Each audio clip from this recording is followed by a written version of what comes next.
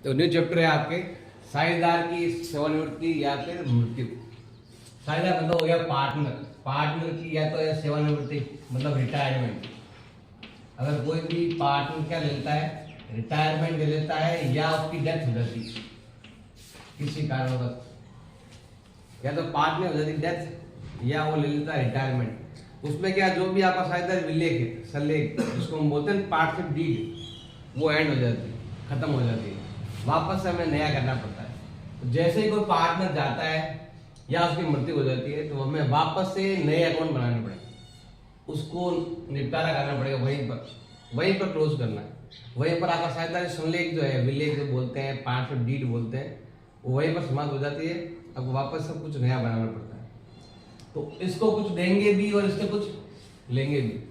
अब मर गया है तो उसके बेटे को देंगे, और नहीं मरा है, रिटायरमेंट लिया तो इसी को चुकाएंगे। तो वो थोड़ा ध्यान रखना है कि डेथ हुई है, अगर डेथ हुई है तो उसका नाम नहीं आता, उसके बेटे का या उसकी पत्नी का, जो भी उसने नाम लिखा है नॉमिनी का, तो उसको दिया जाएगा, नॉमिनी को दिया जाएगा। और अगर वो मरा नहीं है कि वो रिटायरमेंट लिया है तो उसी का नाम आएगा। ए गया तो ए का नाम आएगा, बी गया तो बी का नाम आएगा। अब जैसे ये जाता है तो या मृत्यु होती है तो हमें कुछ एडजस्टमेंट करने पड़ते हैं। अब ये जाता क्यों है, एक तो है भाई आपकी रिटायरमेंट क्यों लेता है, तो पहला कारण तो है सहमति से, सबकी सहमति से चला जाता है। या तो सब चाहते हैं कि एक को बाहर निकाल दो, या वो खुद ही जाता है, सबको मना देता है कि मुझे दूसरा काम करना है, कहीं और जगह जाना है, तो सबकी सहमति से वो जा सकता है। दूसरा है उनके संबंध कोई भी मान लो समझौता है और समझौता खत्म हो गया। जैसे मान लो हम किसी को कहते हैं कि हमारे व्यापार का लाभ इतना हो जाए तब तुम चले जाना, या फिर इतने टाइम बाद चले जाना, टाइम आपने दिया था उसको, टाइम खत्म हो गया, आपने किसी कारण से उसको रखा और वो काम पूरा हो गया, या तो आपने कहा कि हमारा प्रॉफिट यहाँ तक पहुंच जाए फिर तुम रहो नहीं रहो आपकी इच्छा। जैसे मान लो आना नहीं चाहता है बिल्कुल भी, फिर उसको जबरदस्ती लेते हैं और कहते हैं जैसे हमारा व्यापार का लाभ इतना हो जाए फिर तुम चले जाना। तो उसको कुछ किसी न किसी उद्देश्य से रखते हैं, वो इनको उसका उद्देश्य होता है। उद्देश्य जैसे खत्म होता है, जो भी हमने समझौता किया होता है वो समझौता जैसे खत्म हो जाएगा तो उसको बाहर निकाल देंगे। एक होता है उसका ऐच्छिक साझेदारी। अगर साझेदारी कैसी है आपकी, ऐच्छिक साझेदारी है। ऐच्छिक का मतलब होता है जब मर्जी आए जब आओ, जब मर्जी आए जब चले जाओ। तो ऐच्छिक साझेदारी अगर आपकी साझेदारी में है तो पार्टनर अपनी मर्जी आए तब जा सकता है, आना उसके हाथ में नहीं। फिर एक बार चला गया, ऐसा नहीं बार बार जाना आना, ऐसा नहीं, एक बार जाएगा बस। आप पार्टनरशिप में आ गए, अब आपकी मर्जी आए तब आप छोड़कर जा सकते हो, कोई भी एक। और फिर लास्ट पर तो फोर्थ है मृत्यु हो जाए तो मृत्यु से तो उसे कोई बाहर निकाल सकता है। मृत्यु किसी भी कारण हो सकती है, तो और भी कारण हो, तो कोई भी कारण हो सकता है जाने का। तो ये रिटायरमेंट और मृत्यु का कोई भी कारण हो सकता है। तो बहुत सारे कारण है, आप लिख सकते हो कुछ भी, 1 2 3 जो कुछ है वो लिख देना। अब जैसे ये जाता है ना, इसको कुछ पैसा देना भी होता है। जैसे कोई भी पार्टनर है, कोई रिटायरमेंट हो रहा है या फिर उसकी डेथ हो गई है, पार्टनर की रिटायरमेंट है, उसको खुद को डेथ हो गई है, तो उसके जो भी उसका नॉमिनी है उसको दिया जाएगा या फिर लिया जाएगा। तो देखो कुछ चीजें उसके खाते में ऐड की जाएगी, तो कुछ चीजें उसके खाते में से लेस की जाएगी, जोड़ेंगे भी और घटाएंगे भी। अब उसको क्या क्या मिलेगा, अगर उसके कैपिटल खाते का सीआर बैलेंस है तो उसको मिल जाएगा।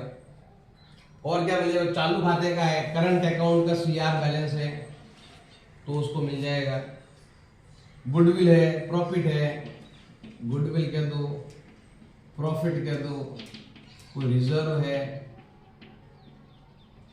ये सब उसको मिलेंगे, सब सीआर बैलेंस मिलेंगे आपको। अगर कोई रीवैल्यूएशन कर रहे हैं और रीवैल्यूएशन पर क्या आ रहा है, आपके प्रॉफिट आ रहा है तो उसको मिलेगा, लॉस आ रहा है कट जाएगा।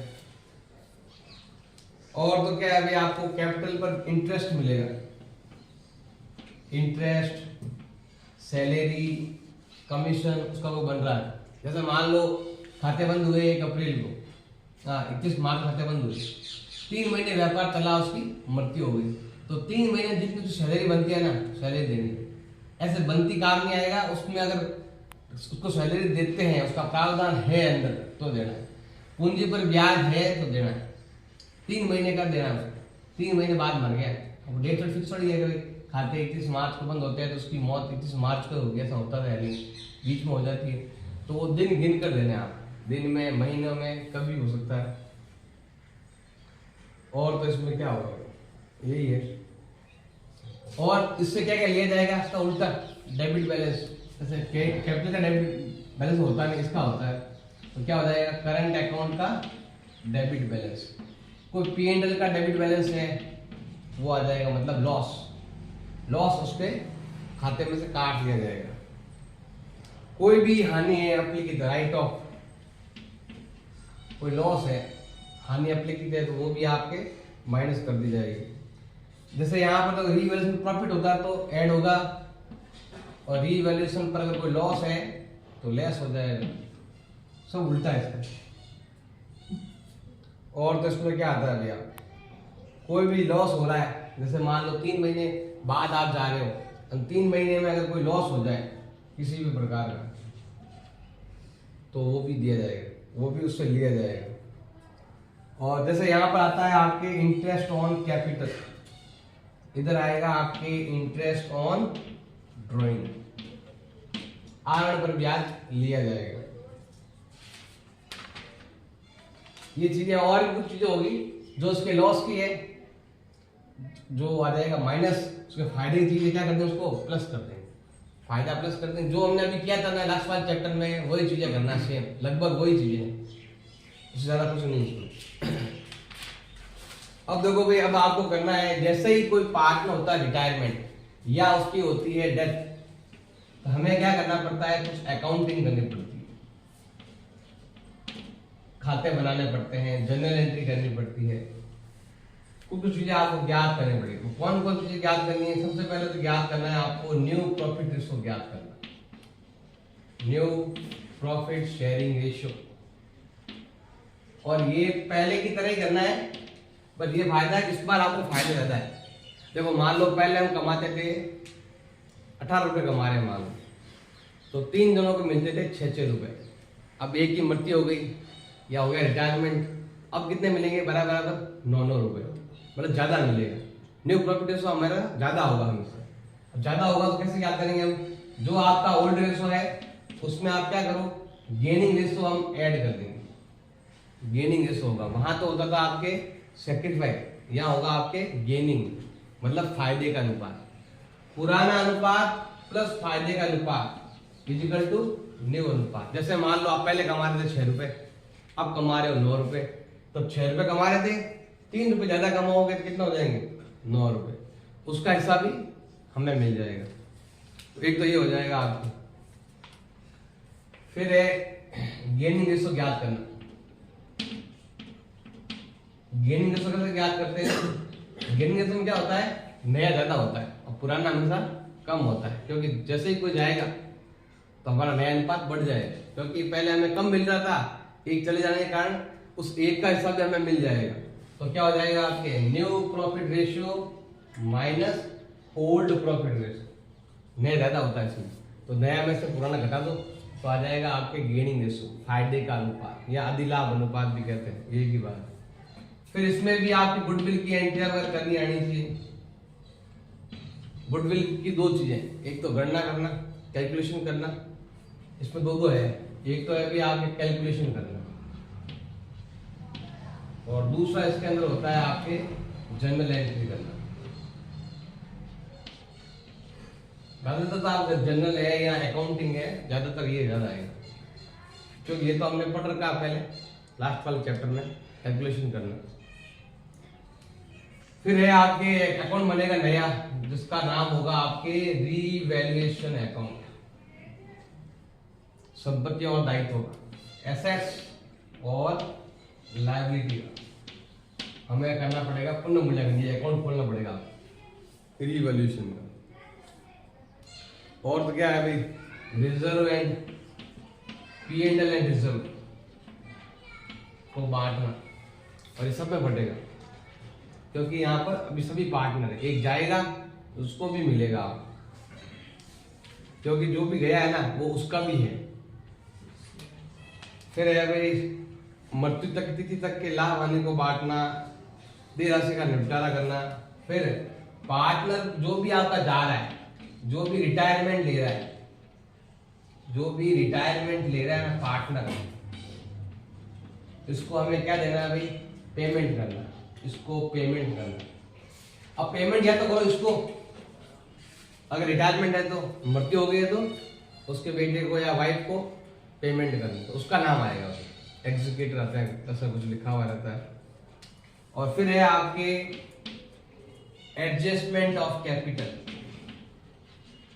पूंजी का समायोजन, जिसे हम करते थे पहले लास्ट वाले क्वेश्चन में क्या था, लास्ट वाले 3-4 क्वेश्चन में क्या था, लास्ट वाले चैप्टर में पूंजी का समायोजन, नए के आधार पर पुराने पूंजी ज्ञात करना, पुराने के आधार पर नई पूंजी ज्ञात करना, ऐसा कुछ।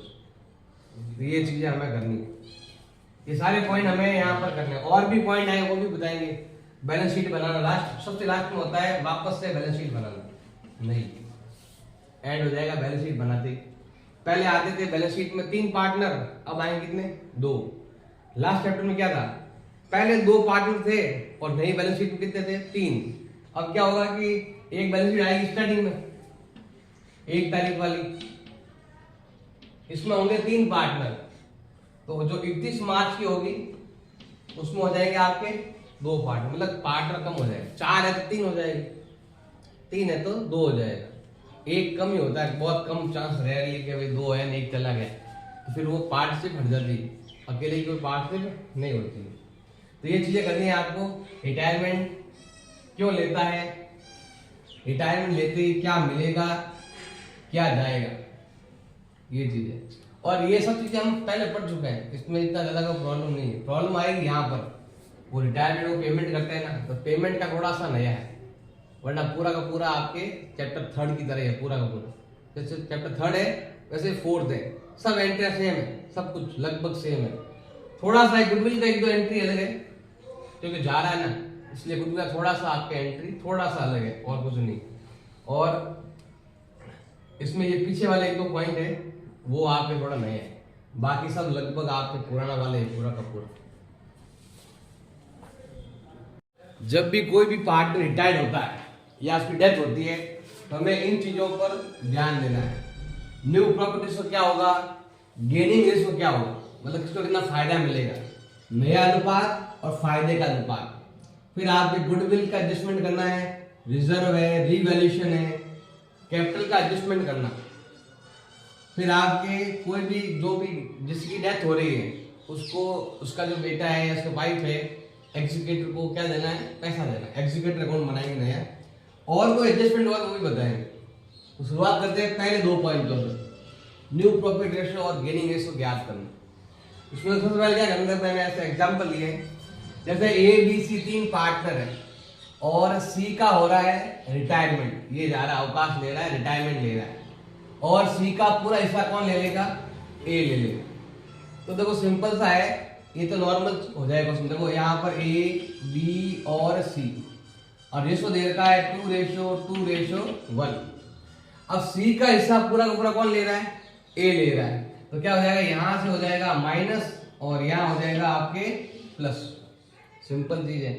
तो ये हो जाएगा 3:2, ये हो गया इनका नया अनुपात।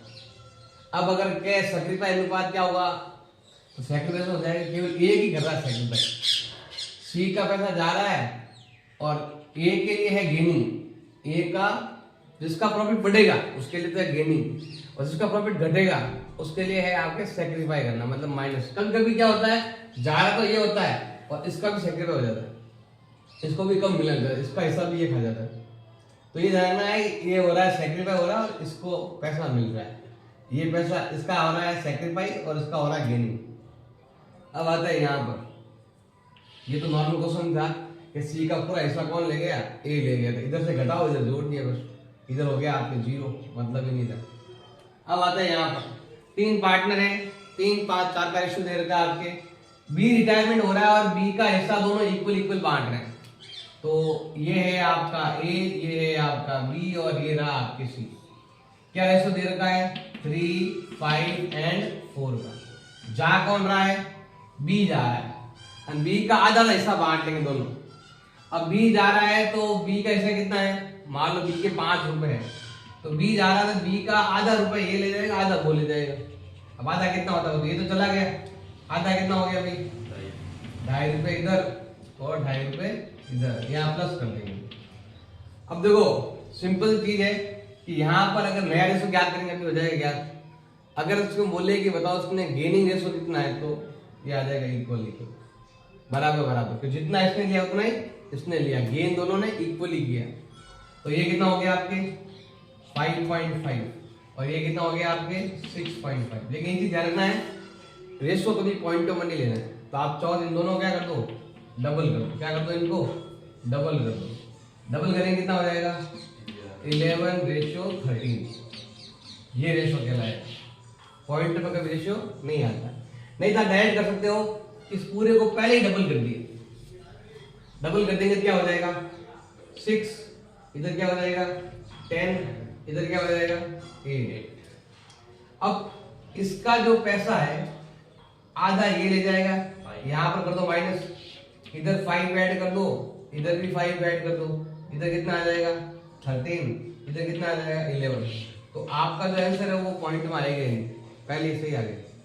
मतलब ऐसा नंबर लो कि आंसर पॉइंट में कभी आए नहीं, तो इसलिए हम ऐसा भी कर सकते हैं इस टाइप से। अब आते हैं इधर की ओर। अब जा कौन रहा है सी जा रहा है, और उसका हिस्सा ये दोनों ले रहे हैं 2:1 में। देखो ध्यान देना, इसके हिस्से के 2:1 में बांटना बड़ा कठिन काम है। तो हम क्या करेंगे, ऐसा नंबर लेंगे जो यहाँ भी कट जाए और यहाँ भी कट जाए। तो ऐसा कौन सा नंबर लेते हो, कोई सिंपल सा है कि हमें इसके हिस्से को 2:1 में बांटना है, इसके हिस्से को। तो यहाँ पर ऐसा कुछ अमाउंट होना चाहिए, 3 होना चाहिए, 6 होना चाहिए, ऐसा कुछ होना चाहिए। 6 होगा तो चल जाएगा, 6 होगा तो इन दोनों को आराम से बांट लेंगे। हम क्या करेंगे, इस पूरी लाइन को किससे मल्टीप्लाई कर देंगे 3 से मल्टीप्लाई कर देंगे, क्योंकि सी के हिस्से को दोनों ले रहे हैं ना, इसीलिए। एबीसी 3 पार्टनर है, 5, 3, 2 में है। रिटायरमेंट कौन ले रहा है, सी रिटायरमेंट ले रहा है, और इसके हिस्से को ये दोनों लेके 2:1 में लेंगे। तो देखो पहले आ गया आपके ए बी एंड सी। अगर सबको 3 से मल्टीप्लाई करेंगे कितना आएगा 15, 9 और 6। अब कौन जा रहा है इसमें, ये जा रहा है, तो इसका कर दो पूरा माइनस, और इन दोनों में ऐड करेंगे। क्या रेशो में करेंगे 2:1 में ऐड करेंगे। तो 6 को 2:1 में बांट देंगे। तो बताओ 3 का डिवाइड यहाँ कितनी बार जाएगा 2 टाइम, 2 2 जा 4, 2 1 जा 2। ये जा रहा है, तो इसका जो प्रॉफिट है वो इन दोनों को मिल जाएगा। तो न्यू रेशो क्या हो जाएगा 19:11। ये हो गया इनका न्यू रेशो, ये था ओल्ड रेशो और ये हो गया इनका न्यू रेशो। और गेनिंग रेशो क्या होगा, ये गेनिंग रेशो कहलाएगा, यही वाला जिसमें वो ले रहे हैं वही गेनिंग रेशो है। यहाँ पर भी वही है, यहाँ पर कौन से रेशो ले रहे थे इक्वल इक्वल, तो गेनिंग रेशो कैसा आएगा आपके इक्वल। इसमें गेनिंग केवल एक को ही मिल रहा है, इसको तो कुछ मिल ही नहीं रहा है, ये ध्यान रखना आप। देखो अब हमें ज्ञात करना है गेनिंग रेशो। इसमें एग्जांपल दे रहे हैं, 2 एग्जांपल मैंने लिए हैं। एबीसी 3 पार्टनर है जो कैसे बांट रहे हैं लाभ को, प्रॉफिट को इक्वली बांट रहे हैं, और इसमें से बी ने ले लिया रिटायरमेंट। अब इनका नया अनुपात ये है 5:4। अगर ऐसा है तो हमें क्या फाइंड करना है, इसमें गेनिंग रेशो ज्ञात करना है। किस तो मतलब फायदा किसको हुआ, देखो बी गया है तो बी को तो फायदा हुआ नहीं, किसको होगा फायदा हमेशा ए और सी को, क्योंकि पहले भी ए और सी थे और अभी भी ए और सी है। तो हमें क्या करना है, सिंपल से अगर आपको गेनिंग रेशो ज्ञात करना है तो नया ज्यादा होता है, तो क्या आएगा new profit ratio minus old profit ratio. पुराना कम होता है, नया ज्यादा होता है, क्योंकि वो चला गया तो उसका हिस्सा हम ले लेंगे, हमारा फायदा हो गया। तो यहाँ पर हम माइनस करेंगे ए के लिए और सी के लिए। अब देखो इनका नया अनुपात कितना है 5/9 एंड 4/9, ये नया रेशो ये वाला है। अब ओल्ड वाला यहाँ लिखेंगे 1/3 1/3, तीनों का 1/3 में ही माना जाएगा। अब यहाँ पर हम क्या करेंगे, सीधा मल्टीप्लाई कर दो तो भी चलेगा, नहीं जैसे कर लो सिंपल 9 आ रहा है एलसीएम, ये वाला सेम, ऊपर वाला भी सेम नंबर आएगा। फिर इसमें इसका डिवाइड जाता है 3 टाइम, तो क्या आएगा आपके 2/9। इधर करेंगे तो 9 एलसीएम आ जाएगा, 4 का 4, यहाँ डिवाइड जा रहा 3 टाइम, तो ये आएगा 1/9। अगर गेनिंग रेशो ज्ञात करना दिया होगा ऊपर वाला नंबर, ये आ जाएगा आपका गेनिंग प्रॉफिट रेशो जो है वो आ जाएगा 2:1, ये गेनिंग हो जाएगा। अब ये बोल रहा है कि आपके ए चला जाए तो न्यू प्रॉफिट रेशो क्या होगा, बी चला जाए तो क्या होगा, सी चला जाए तो। अगर ए चला गया तो बताओ न्यू प्रॉफिट रेशो क्या होगा। ए चला गया और कुछ दिया हुआ नहीं है, ऐसे बोला कि ए चला गया, तो बताओ न्यू प्रॉफिट रेशो क्या होगा, बी और सी का जो दिया हुआ वही रहता है वो रेशो। यही गेनिंग यही न्यू, न्यू भी यही होगा और गेनिंग भी यही होगा। अगर बी चला गया बाई चांस तो न्यू प्रॉफिट रेशो क्या हो जाएगा बताओ, ए और सी का। बी चला गया तो क्या हो जाएगा 5:1, यही गेनिंग यही न्यू और यही ओल्ड है। और अगर सी चला जाए तो ए और बी का रेशो क्या हो जाएगा आपके 5:4। जब कुछ दिया हुआ नहीं आया तो ऐसे मानना यही गेनिंग है और यही ओल्ड रेशो है। तो गेनिंग और न्यू प्रॉफिट हो गया है। अब हम लेते हैं गुडविल। गुडविल का कैसे करते हैं देखो वो भी लेते हैं। नेक्स्ट पॉइंट है अभी आपके गुडविल। गुडविल का मूल्यांकन जो है मतलब वैल्यू निकालना, वो तो आपने लास्ट चैप्टर में पढ़ लिया था, वही सिस्टम है गुडविल निकालने का बाई चांस आ जाए तो। अब हमें क्या करना है, गुडविल पार्टनर चला गया तो गुडविल कैसे एंट्री करेंगे।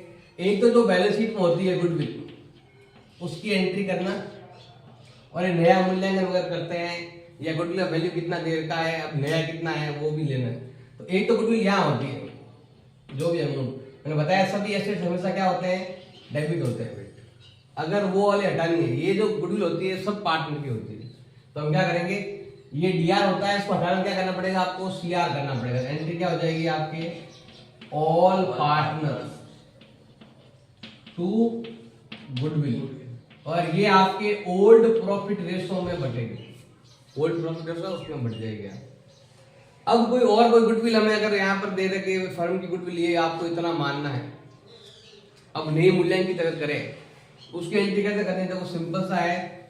यहां पर हमें लिखना है रिमेनिंग पार्टनर, कितना बच गए जो भी पार्टनर है ना वो वाले, और टू रिटायर पार्टनर, जो जिसने भी रिटायरमेंट लिया ना वो वाला पार्टनर आपको यहां लेना है। इधर भी रिमेनिंग पार्टनर और आता है, लेकिन बहुत कम चांस है।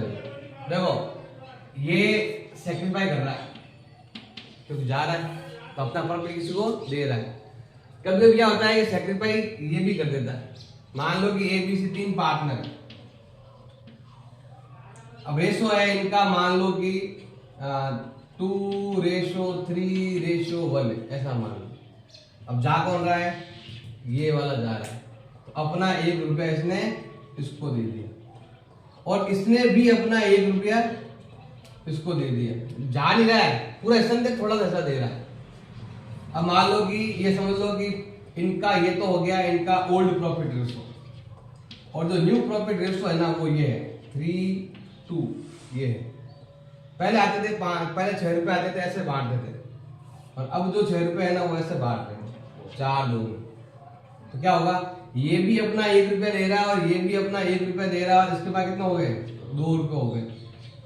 तो अब इसमें क्या होगा कि आपके बी यहाँ पर आ जाएगा। देखो जो जा रहा है वो तो आ जाएगा यहाँ पर सी इज कैपिटल, और जो नहीं जा तो नहीं रहा है लेकिन फिर भी अपना कुछ हिस्सा इसको दे रहा है तो वो भी आपके यहाँ आ जाएगा, और यहाँ आ जाएगा आपके ए।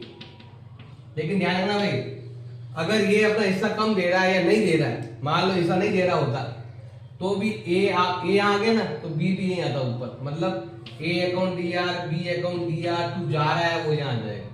जो रिमेनिंग पार्टनर है वो यहाँ पर, और जो जा रहा है जो रिटायर हो रहा है वो यहाँ पर। लेकिन कभी कभार अगर मान लो कि ये वाला भी अपना कुछ हिस्सा इसको दे देता है, जितना पहले कमा रहा था उससे थोड़ा और कम कमा रहा है, ये कुछ ज्यादा ही कमा रहा है, या बहुत पहले, मान लो पहले बहुत कम कमा रहा था, मान लो पहले 1 रुपये ही कमा रहा था, तो ये गया, इसका रुपये भी दे दिया, इसने अपना रुपये दे, कितना हो गया, दोनों के बराबर हो गया, मान लो 3-2 हो गया ऐसे। तो कुछ भी हो सकता है, मतलब ये अपना हिस्सा जब भी इसको देगा ना, तो इसको भी हमें सीआर करना पड़ेगा, क्योंकि जो जा रहा है या जिसका हिस्सा कम हो रहा है वो सीआर होगा, जिसका हिस्सा बढ़ रहा है वो क्या होगा, आपके डेबिट होगा।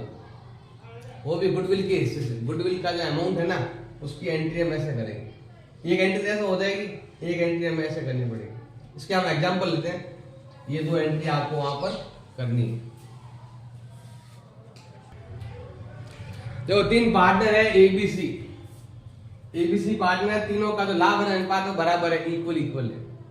सी ले रहा है रिटायरमेंट, और जब उसने रिटायरमेंट लिया था उस टाइम गुडविल का वैल्यू कितना था भाई, 60,000।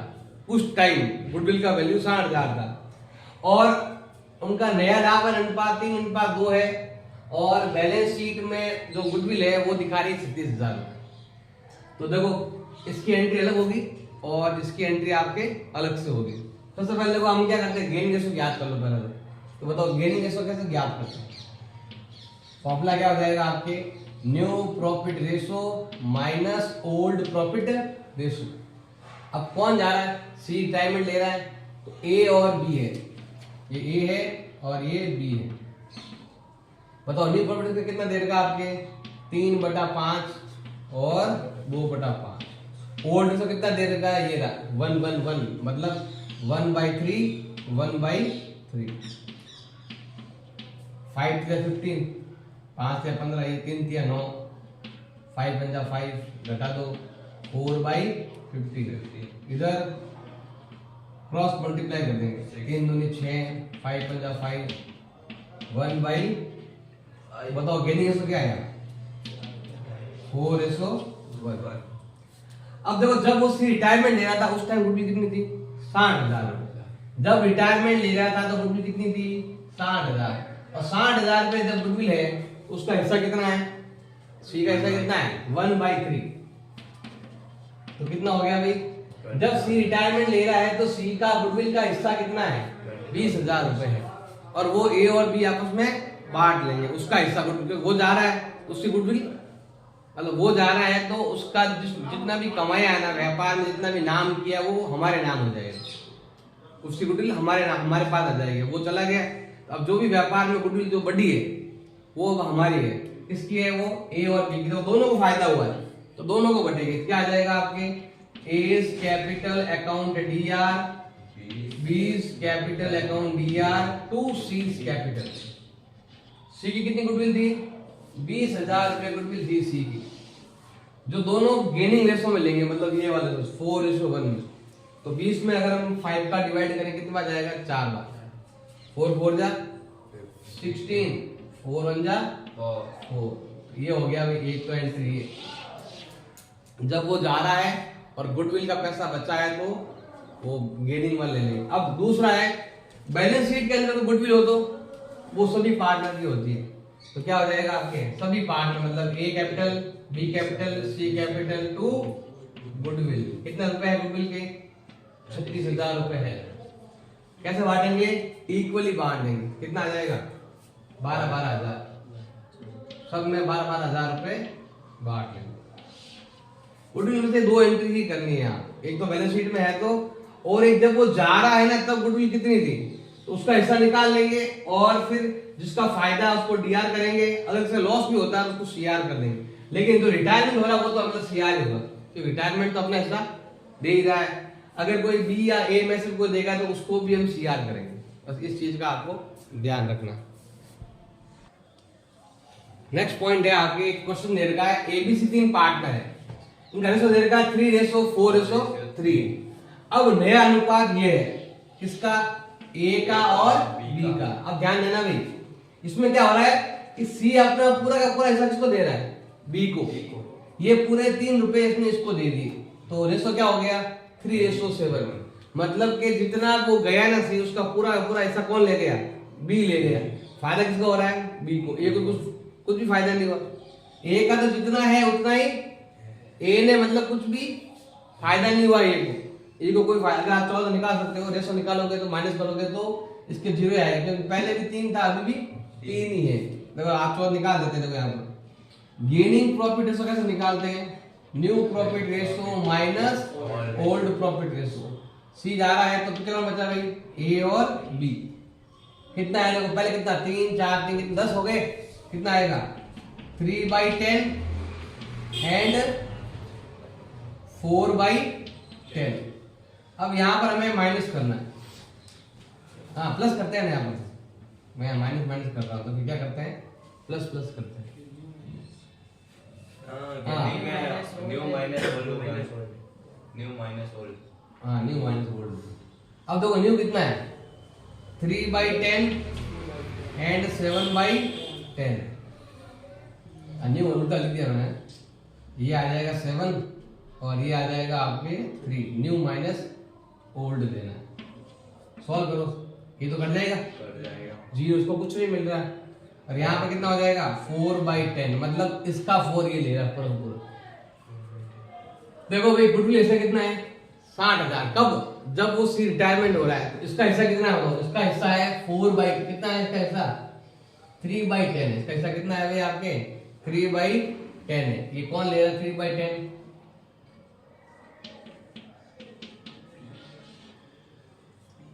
इसका कितना 4 है ना यहाँ पर, तो यहाँ कितना आएगा आपके? 3 आएगा क्योंकि 3/10 जा रहा है। 3/10 पर कौन ले गया? ये ले गया। अब देखो ये तो मतलब ही नहीं है, ये करो नहीं करो, आप डायरेक्ट यहाँ से देख सकते हो कि सी का पूरा पूरा हिस्सा कौन ले गया है? बी।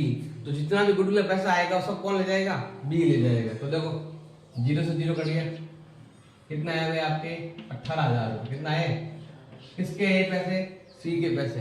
और सी जा रहा है तो पूरा पूरा पैसा कौन लेगा? बी। तो एंट्री क्या आ जाएगी आपकी? बीस कैपिटल अकाउंट लिया टू सीज कैपिटल। कितना आ जाएगा? 18,000 यहाँ पर और 18,000 ही यहाँ।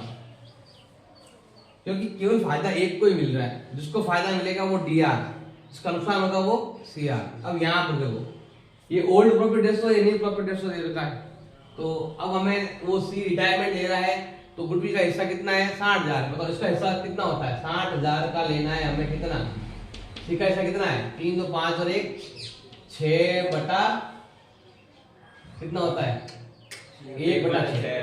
1/6 काटो, कितना होता है भाई? 10,000। अब ये कैसे बटेगा इसका ध्यान देना है आपको। देखो हमें गेनिंग रेशो ज्ञात करना है। फॉर्मूला क्या हो जाएगा भाई आपका? New profit ratio minus old profit ratio. देखो भाई क्या क्या रेशो दे रखा आपको? न्यू 1/3। न्यू तो कितना है? 1/3 और 2/3। ये है ए का और ये है बी का। इसमें से हम माइनस करेंगे। ओल्ड प्रॉफिट रेशो कितना होता है? 3/6। 3/6 2/6। 2/3। यही है। सी तो जा रहा हो तो क्या आएगा? 6 बन जा और 3 3 जा 9। तो कितना हो गया आपके? सर नहीं होगा। 3 3 जा 9, 6 बन जा 6। क्या हो जाएगा? माइनस का 3/6। मतलब कितना हो जाएगा भाई आपके? सर ऐसे तो ना होगा। अरे ऐसे होता है ना, 6 बन जा 6। इंटू तो ना किया। हाँ इंटू नहीं किया। क्या है तो ये जो सेम है ना 6 आपके, तो 3 का डिवाइड आगे के बाद जाएगा आपके 2 टाइम जाएगा। और ये सेम ऊपर वाला भी सेम। कितना आएगा? 3। तो कितना आएगा? 1/6 आ जाएगा। माइनस।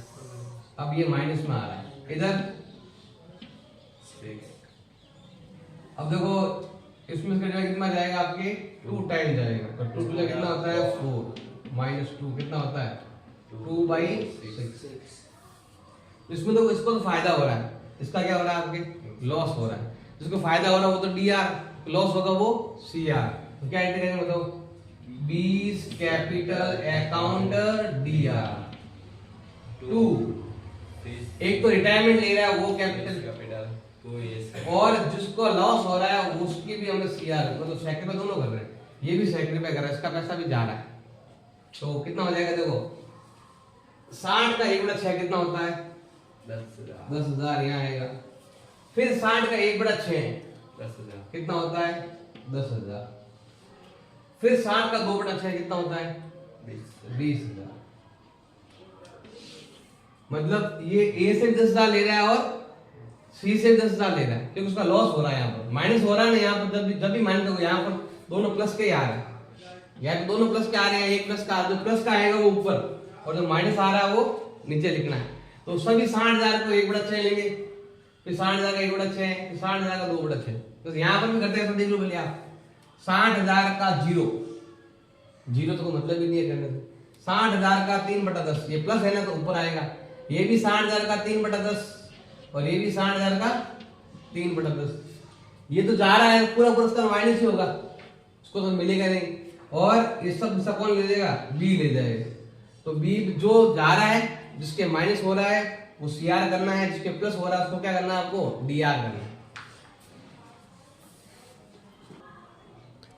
नेक्स्ट पॉइंट आपके देखो टोटल आपने बता दिया, इसका मैंने बता दिया। रिजर्व का सिंपल है, जो भी आपके बैलेंस शीट में रिजर्व होते हैं, रिजर्व हमेशा कहाँ होता है, अभी इधर।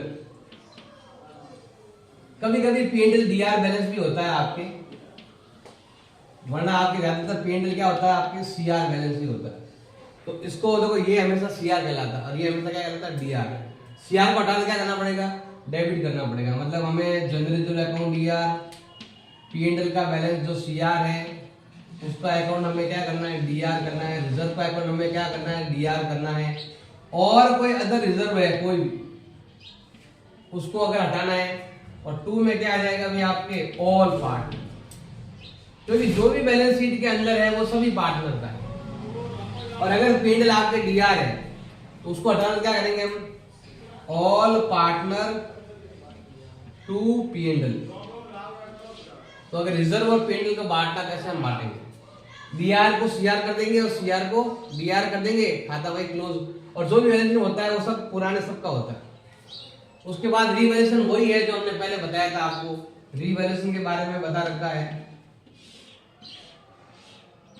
अगर कोई भी एसेट्स बढ़ता है या कोई भी लायबिलिटी घटता है, तो इसका उल्टा, अगर एसेट्स माइनस हो जाए, लायबिलिटी प्लस हो जाए, तो इधर बाकी जो अमाउंट आएगा वो हम कहाँ बांटेंगे बताओ, ऑल पार्टनर। कहाँ बांटेंगे हम, क्योंकि मैंने बताया जो भी बैलेंस शीट में होता है किसका होता है, सभी का होता है। जो बैलेंस शीट के अंदर नाम है ना उनका होता है। तो ये बैलेंस शीट के नाम सब आता है। पहले क्या करते थे, पहले पुरानों में बांटते थे, अभी भी हम पुराने पार्टनर में ही बांटेंगे। मतलब नया आता था उस टाइम से, नए को नहीं दे देते थे। यहाँ पर हमें जो जा रहा है उसको भी देना है, ऑल पार्टनर को देना है। अब ये आएगा एडजस्ट कैपिटल।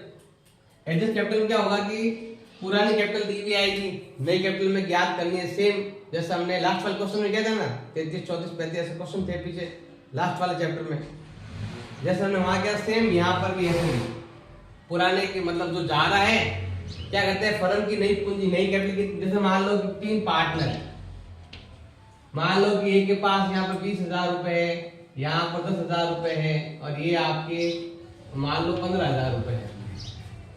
ये इनका बैलेंस सब एडजस्टमेंट करने के बाद। अब मान लो कि कोई कहते हैं कि हमें नए फर्म की कैपिटल, हमें नए फर्म की जो पूंजी है वो कितनी करनी है, 50,000 रुपए करनी। कितनी करनी है, 50 करनी है। अब 50 करने के लिए हम क्या करेंगे कि हमारा जो नया प्रॉफिट रेशो है वो बराबर का होगा। कितना होगा भाई, बराबर। तो इसका मतलब जो हम बैलेंस शीट आएगा ना आपके, जो भी आपका पार्टनर कैपिटल अकाउंट है, 3 पार्टनर है मान लो, एक तो जा रहा है, इसमें तो लिखेंगे नहीं क्योंकि नई कैपिटल 50,000 और नए पार्टनर भी कम हो गए। पहले 3 पार्टनर थे, अब पार्टनर एक कम हो गया, तो यहाँ पर तो हमें कुछ लिखने की जरूरत नहीं है। हमें क्या करना है, 50 को 2 भागों में बांट देंगे। ये आ जाएगा आपके बैलेंस सीडी में, यहाँ आएगा 25 इधर और 25 इधर, मतलब 25,000 और 25,000। इन ये बोल रहा है मेरे पास तो 20,000 रुपए है, जब 25 करने हैं कितने लेके आएगा, 5,000। एंट्री क्या हो जाएगी, पैसा आए, cash account DR to A capital. अब मान लो बाई चांस इसके पास कुछ पैसे ज्यादा है, कि मेरे पास 28,000 रुपए है और मुझे करने कितने हैं, 25। क्या भाई तू 3,000 रुपए ले जा अपने घर पर, तो पाने वाला कौन हो जाएगा, B account DR to cash. तो ये ध्यान रखना है कि उसके पास पैसे ज्यादा है या कम है, तो वो जो एडजस्टमेंट करेंगे कहां से करेंगे हम, केस से।